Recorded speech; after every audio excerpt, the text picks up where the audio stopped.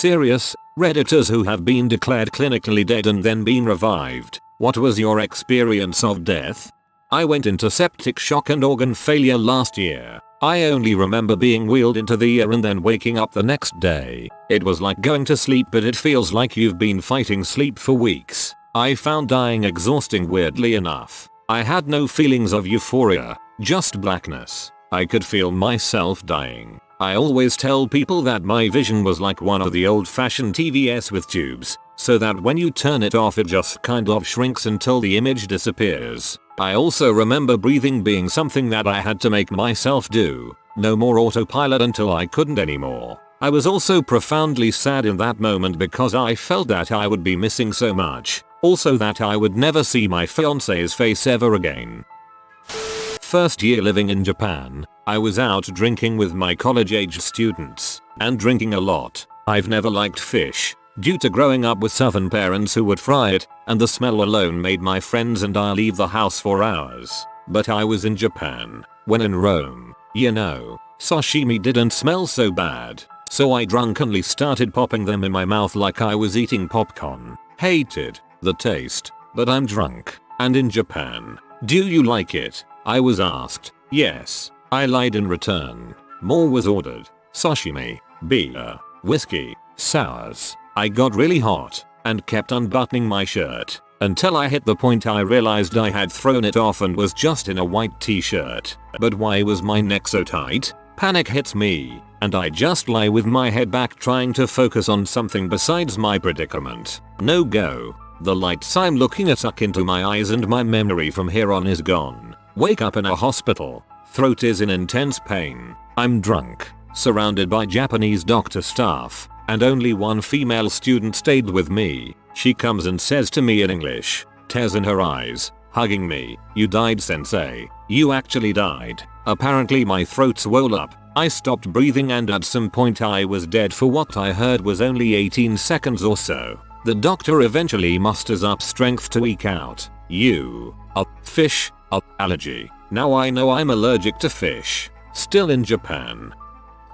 I was buried alive in Mexico when I was 7 years old. We were digging tunnels in a sand wall on the beach. It rained the night before, so the sand was a little wet. It all collapsed. Most kids were buried up to their knees, necks, ankles. My stepbrothers thought that my twin sister was lying when she said I came with them that day. They couldn't remember and kept telling her I stayed at home. Before we left the house that day, my sister told me randomly to yell her name Ashley if anything happened and she would hear me. So I remember the tunnel I was working on collapsing, hyperventilating while simultaneously yelling for Ashley, passing out, seeing the white light, more darkness, and waking up over my dad's shoulder. My sister says she heard me screaming. She ran home and got my dad. My dad got all the neighbors. They were all digging with shovels. My dad made them use their hands after a while so they wouldn't hurt me. They found me literally 6 feet under. I was coughing at the time of the collapse, so I had no sand in my lungs because I was covering my mouth.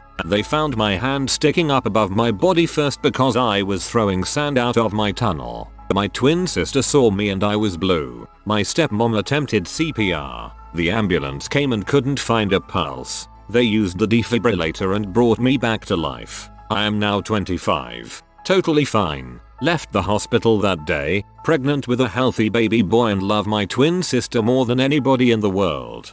Well, I'm glad you finished that off with saying how well you're doing. That must have been terrifying. Glad things are looking up. I remember absolutely nothing. Hit by a car. Have weird memories of ambulance ride where people who could not have possibly been there were there. Don't remember the accident, but I've been told the story so many times I have the constructed memory of events. Seriously do not remember anything from when I was clinically dead. No idea for how long, to waking up several days later. There was nothing, just a black void. It happened during my first C-section. I was lying there talking with my husband, waiting to hear our baby girl's first cry, when I started to feel strange. I felt warm and my vision started to get fuzzy around the edges. I blinked my eyes a few times to see if that would clear my vision. but it did not. All of a sudden it was like someone turned the volume up and I could hear my heart monitor perfectly clear. As I'm laying there I notice that the space between my heartbeats are becoming more and more spaced out. Then I hear my husband asking me if I'm okay. He just kept saying baby are you okay over and over. I could not answer him though. I felt paralyzed. A few minutes before I had only been numb from the chest down. So I'm just looking up at the ceiling and notice that black started creeping in on my vision. I got this overwhelming feeling and knew this was it. I was never going to get to hear my baby girl's first cry, never hold her, or watch her grow up. I would never get to see my husband again. Then I felt tears rolling down the side of my face. By this time my vision was almost completely gone. My husband leaned over and wiped my tears, kissed my forehead, then squeezed my hand. I still felt paralyzed, but somehow managed to squeeze his hand back. After that I slowly faded out to blackness. Now up to this point it felt as if time had slowed considerably. Then it sped up. It felt like I was only out for a second before I snapped awake. You know, like when you fall asleep on accident and then jerk awake? That is exactly what it felt like. I could see normally and the noise around me was back to a normal level. I could also feel the parts of my body that were not numb due to the spinal block. After that everything went fine. My baby girl was born, and I had to stay in recovery for 3 hours to monitor my blood pressure. My doctor said that I had a bad reaction to the combination of drugs that were put into my spinal block, and I was on my way to a flatline. My husband later told me that after I squeezed his hand, a nurse took him out to the hallway, and he was out there for almost 10 minutes before they let him come back in. He said I was just starting to wake up when he came back in. For me it seemed like just a few seconds between being out and being awake. I have had 4 other surgeries and have had issue with my blood pressure every time. Never as bad as the first time though. The doctors and nurses were more prepared given my history. Sorry for the novel.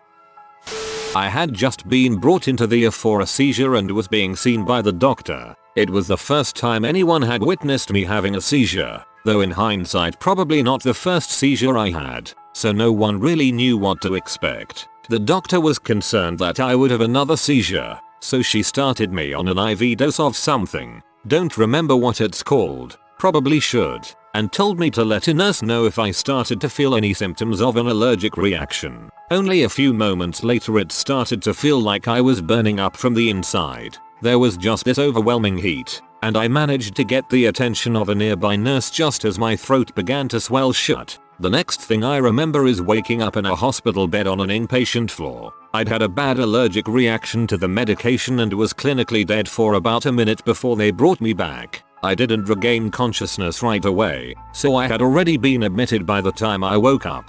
Being dead didn't feel like anything. I was tired and confused when I woke up, but it didn't feel like I had been asleep. It just felt unreal, like I had blinked and teleported from the ER to the inpatient ward. Very strange experience. I aspirated while getting my tonsils removed. Not a thing. I was young, but from what I recall it was like waking up after falling asleep without realizing it. I've actually had 2 experiences. One was a drug overdose, and one I'm not proud of. I'd grown up with severe asthma, and at 12 I had an extremely bad allergic reaction to black mold in our house. We lived in a small town, a town with a hospital that barely had the capability to dispense band-aids. After about 30 minutes of being on a constant breathing treatment, and getting progressively worse, I sat in the ER, and a wave of physical and mental exhaustion washed over me. The nurses were more panicked than I was, and failed multiple attempts to start an IV. As I fought to stay awake, I grabbed my mother's hand, and begged her to not let me fall asleep. From what was told to me, I crashed almost instantly afterwards. The attending doctor sprung into action, and made all the right decisions to keep my feeble body going. I was quickly life-flighted to a children's hospital in my state's capital. I'm not sure of the time from my crash to regaining consciousness, but when I came to, I had IV lines coming from numerous places in my body, and a tube in my airway that assisted my breathing. The faces that loomed over me were almost the scariest part, but I felt a state of calm. I saw my mom, and through sign language, told her I was okay and that I loved her. I thanked the nurses and whoever else was there for saving me, and that the tube in my throat was uncomfortable. Thankfully one of the nurses knew enough sign language to translate. After the tube was removed, and about a day of letting my vocal cords recover, I had a conversation with my dad, who had roughly 11 years of medical experience at the time, about what I had experienced. I told him there was nothing. I truly felt nothing. No light, no warmth, no voices on the other side. And although I hadn't figured it out at the time, I eventually learned solace from that. I know now that the calm I felt, despite having a tube forcing air into my lungs, and enough IVs that made me look like Neo's rebirth from the pod and the Matrix, there was a sense of calm and relief in death. Especially after my overdose later in life, I've grown to not fear death. I'll welcome death when the time comes, whenever that may be. But both times, I felt nothing. There was no other side for me. I just know that I'll just continue on in the universe in a different way. This story was beautiful. Thanks for sharing. I agree with most of the comments. I remember almost nothing. I'm extremely allergic to peaches and I was at my friend's picnic and they forgot to tell me that they had peaches in their summer salad. To be fair, I should have asked, so that's on me. I remember my tongue swelling up and feeling like I was choking. My eyes watered up and a girl who was in nursing school realized what was happening and called 911. Apparently my heart stopped for all of a minute and a couple seconds thanks to anaphylactic shock. But honestly I don't remember much other than waking up in the hospital with a lot of flowers and feeling ugly. It makes for a good story though. I wish I had a cool story, but I was born dead so I have no memory of it. But the funny part of it was my mom said the doctor was doing baby CPR to me and it wasn't working. So this old KD nurse, around 70 my mom said, grabbed me by the ankle and smacked the crap out of my body and that's what brought me back to life. Moral of the story is corporal punishment saves lives, people. This is good information. This was never in the textbook at my CPR class. I drowned when I was 6 or 7. Fell off a pier and couldn't swim. All I remember was realizing that there was no way I could make it to the surface and that was it. It's weird to think about being so accepting at that age, but my attitude went from panicking to just hug. Okay, this is it. Overdose. Twice it happened. Literally pulled the needle out, and I awoke in an ambulance with EMTs leaning over me saying welcome back. There was no tunnel, no white light or anything. Just blinked and I was in an ambulance. It took some struggling but I'm several months clean now. Good for you.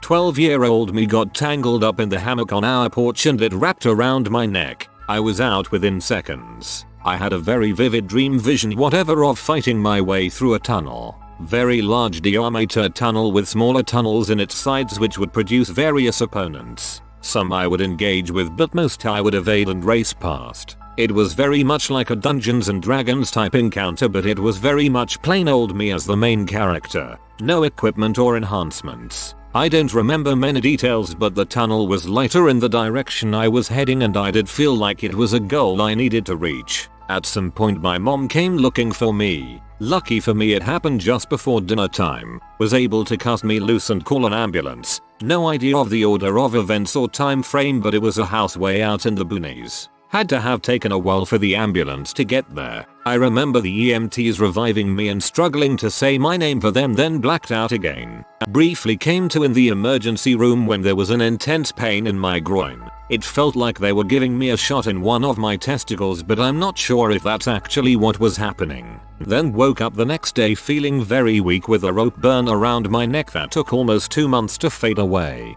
Had to stay at the hospital for 3 days if I recall correctly and the docs were testing a lot for signs of brain damage since I went an unknown amount of time with no oxygen intake. Came out okay on that but it still screwed me in the long run. Nerve damage and structural damage in my neck has left me with chronic pain issues. Some days I wish it would have ended then and spared me decades of pain but there is so much I've seen and done that I can look at and be thankful for that. Those days are pretty rare.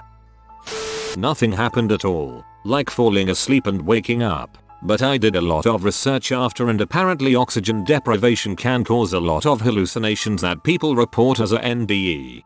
Yeah, guess only the truly dead know.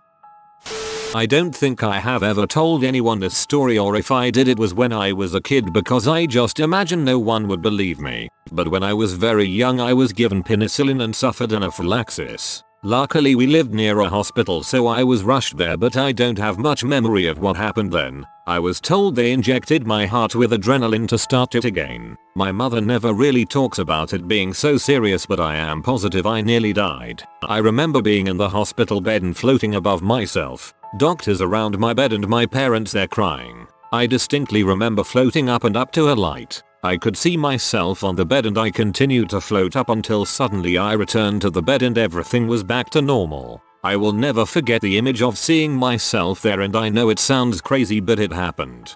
Yeah man, out of body experiences are wacky. When I was in 2nd grade I got a couple of teeth removed at the dentist, and when they gave me laughing gas I remember floating above my body above that bright light they use and watching the operation.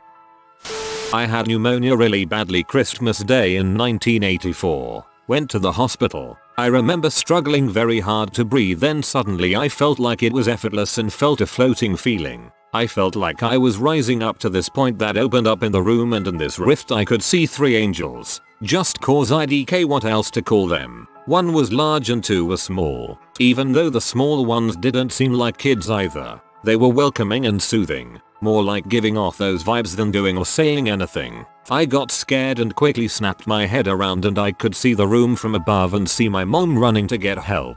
I said "New" and snapped back into my body. I regretted it almost right away as breathing was so painful. Then there was about 2 days I remember nothing. They put tubes down my throat and kept me knocked put basically. I went home 2 weeks after. I tried to tell some PPL what I experienced and they only made fun of me. So I don't tell anyone anymore. Well, thanks for sharing here since you haven't told anyone. I was at a beach with my relatives when I was little. I forget the exact age but probably around 6 or 7. This was my first time being at a beach so I was excited. My cousins decided that since we were at the beach, it wouldn't be a problem for them to dip in the water a bit. They went in with just underwear since they didn't bring their swimwear. Since I wanted to fit in with my cousins, I decided to join them. But due to my height and my inability to swim adequately, I was put on a tube while my cousins watched over me. It was going great until a much older cousin, a young adult at the time, decided to have a little fun. He decided that I should taste the salt water a bit and leaped on top of the tube I was on. Thankfully, he didn't directly make contact with me, just the tube. However, his action was so sudden that I didn't expect it. I was knocked out of me, and the instant I hit the water I desperately fought for air. I tried to float and grasp for anything but to no avail. I drank so much salt water in short time that I became nauseated. At some point I kind of accepted whatever was going to happen to me before some figure appeared before my blurry vision. It didn't really look like anyone I knew, but after I saw the figure, I kind of passed out. As for the conclusion of the event, all I recall is that I woke up on a beach towel. My mom was sleeping next to me so I shook her out of her sleep and asked what happened to me. I told her about how I was about to drown and whatnot, but apparently, she saw me walk simply out of the water and lied down next to her. As for me, I don't remember doing any of that, so it became a mystery to me.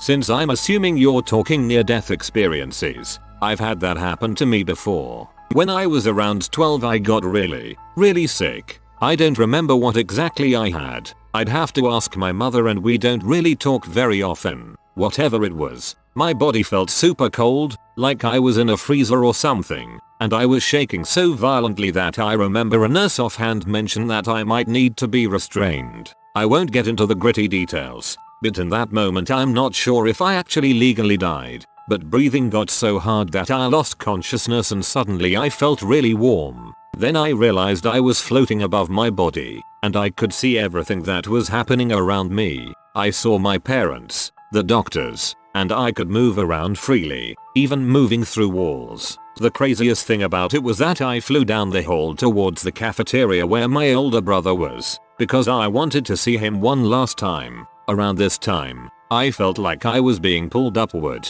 like a magnet was drawing my upwards. Everything around me started to fade to black as I rose up toward the classic light at the end of the tunnel. When I was a kid I was always afraid of dying. Sometimes even thinking about the idea of dying would make me start crying. Yet, in this moment I wasn't afraid anymore, and I accepted what was going to happen. When I got closer to the light, something came up in front of me. I can't describe what it was like, almost like a cloaked figure, although the material of the cloak was translucent and shiny, and there was nothing underneath it. It spoke to me and told me that there was a mistake and that it wasn't my time yet. I then felt a falling sensation. You know, like when you're having a dream where you're falling and then your body moves and reacts as if you were actually falling. That happened to me and I woke up. The craziest thing about it is that, like many others who have experienced this phenomenon, almost immediately my condition started to improve and I was able to go home later that night. NDEs in general have always interested me. They're kind of like a compensation for almost dying. Sometimes I wonder what it's actually like beyond the light, and why the cloaked figure sent me back. When I was 10, I blacked out while watching TV. When I woke up, I got into bed to help me breath. This part is according to my dad. Dad did CPR when I blacked out. Got to the hospital while blacked out 20 minutes. Doctors was going to pronounce me dead, cause they tried to revive me for 10 minutes. But one intern doc did stop and actually revive me. So I was in the ER for 4 hours to check if my function is going to be okay. Brain dead when cut off O2 for 5 to 10 minutes. During my death, saw weird stuff. I went to a dark place where the sky is black and felt cold for some reason. When I was going to walk around, I saw a bridge and walked to it. I was thinking what going to be the other side of the bridge, so I start walking on it. Before I could finish crossing the bridge, I heard someone calling me. I turned and I woke up. That what happened during that time, and it never felt that long for some reason. I told my friends about this and they said I walked the Purgatory Bridge in our beliefs. So that's weird.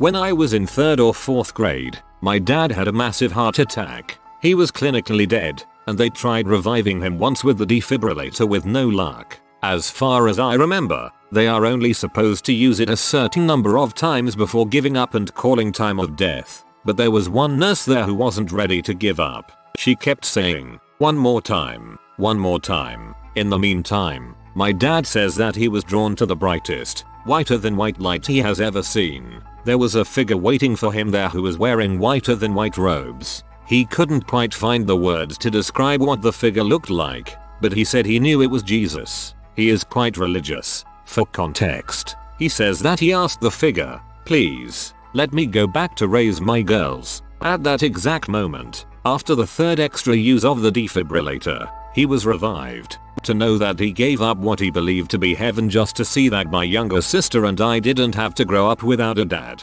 That's probably the most selfless thing anyone will ever do for me. 3. After my tonsillectomy, my surgeon told me in 2 weeks the scabs would fall off the back of my throat and it was normal to spit up about a cup of blood. Any more than that and 911 would need to be called, but he's never had that happen to any of his patients, so not to worry. Welp, it happened to me. I could go into more detail, but to get to the point, they decided to keep me overnight just to be safe. During the middle of the night they woke me up to take my blood pressure. I just remember the nurse asking how I felt and barely being able to tell her very tired. I want to sleep now. She told me I could go back to sleep after she took my blood pressure. Hooked me up to the machine, it couldn't read me. She tried, couldn't either. She couldn't find my pulse, called in another nurse who got a hands down reading of something like 70/40. Needless to say, a blood transfusion was done. I believe I was already on oxygen but don't remember clearly. I remember feeling very relaxed and tired, just wanting to close my eyes for a little bit longer, but also having that bit in the back of my head saying stay awake. But now that I think about it, that might have been the nurse. Shrug. Cardiac arrest last year, 19th of July. I had less than 15% chance of coming back and my brain was not getting oxygen for around 11 minutes. I can't imagine the heck I put the hospital staff through to be able to successfully revive me with such grim odds, but I sadly don't remember a single vivid memory for the next 3+ days. I got visitors from all around the province, family, friends and co-workers. They all shared their stories of how their visit turned out, and apparently I was totally out of it. My mom says I was urging her to go get me a Big Mac from McDonald's for some odd reason. My brother said I gave him strict orders to go take all my gaming crap for himself while I recover in the hospital, and my sister says I tried to leave the hospital so I could go get to work. That my shift had started 2 hours ago and I needed to help the restaurant. Took 6 hospital staff to keep me down, and then I got drugged up and transported via helicopter to Vancouver General Hospital, where I finally got off of autopilot and regained control of my consciousness. At that point, we're 4 days into recovery and I'm still trying to grasp what has happened and whether or not I'm still employed. Took a while to settle in, but after I was debriefed I sat there in recollection wondering if I'll get to live an ordinary life again. The extreme amount of trauma I just went through left me dazed. I could still function the same way as before, but I refused to acknowledge the reasons that led up to my accident. I spent no more than a week getting tests done and being monitored before I was released. During that time I carried out my daily routines as I would pre-accident. Nothing to this day as far as my memory goes has returned to me pertaining to the descriptions of my visitors' stories. If it weren't for life support keeping me alive and regulating my circulatory system, those blanked out memories might have never recovered and I'd be at a complete loss for life. My experience with death is exactly as you'd imagine. Everything is gone now that you are dead and there is nothing beyond this life that you can find sanctuary in. Drowned when I was 5 years old. My sister was watching me. Must have turned away and I went under. Last thing I remember was looking up through the surface of the water. Vision tunneling, forming a single point of light. Desperately reaching for it. Next thing I know I got paramedics over me and I'm coughing up insane amounts of water.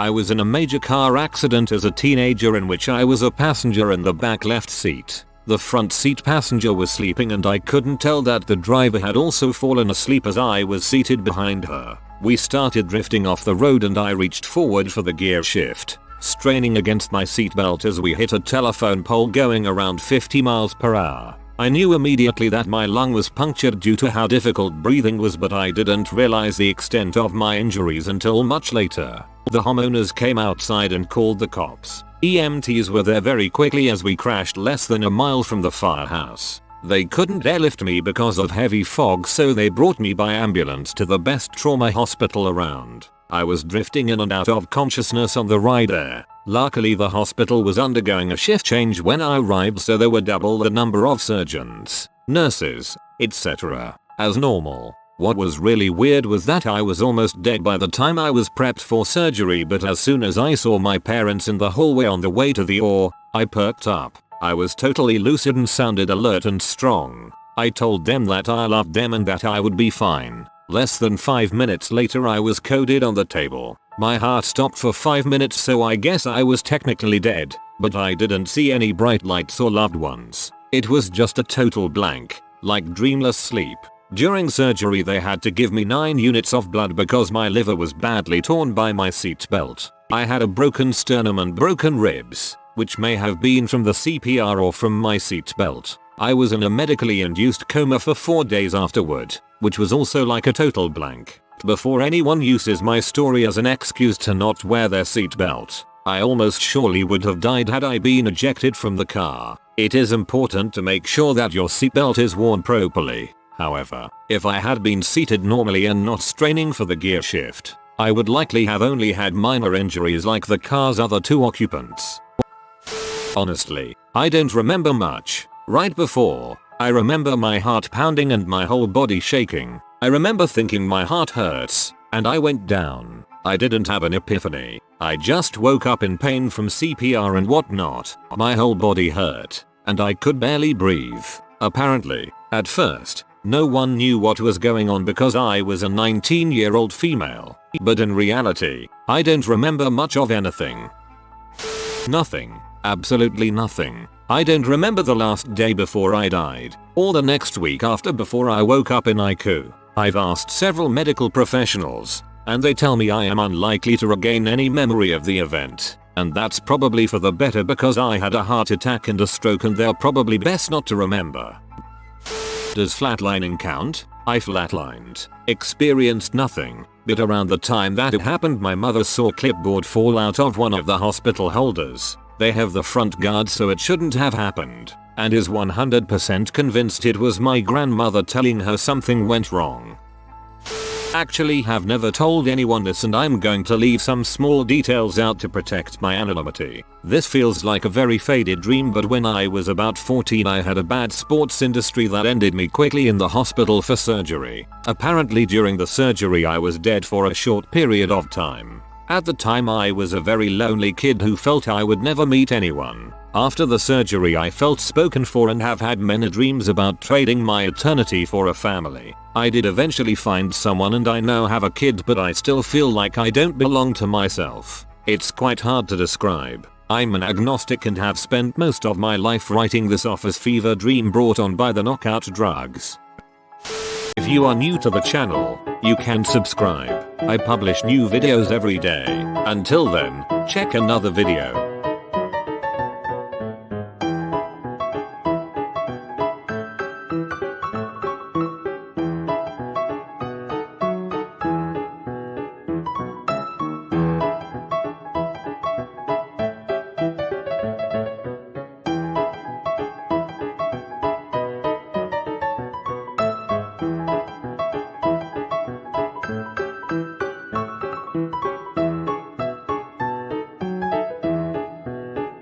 Bye for now.